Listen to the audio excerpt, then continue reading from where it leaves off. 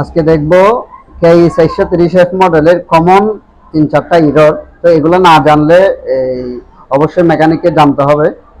তো প্রথমে আমরা পাওয়ার যখন সুইচ অফ করব, অফ করার পরে ফেডেল যখন সামনে ছাপ দিয়ে রাখবো, হ্যাঁ, সুইচ যখন দিব তখন এখানে কিন্তু এরর 25 আসবে।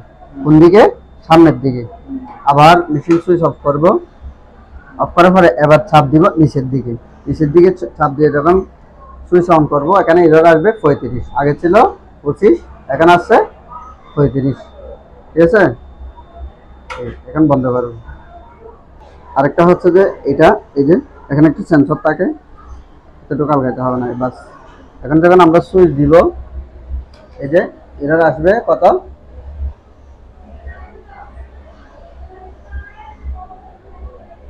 এরর আসছে 55। অর্থাৎ আমাদের এই যে এটা সুইচটা আছে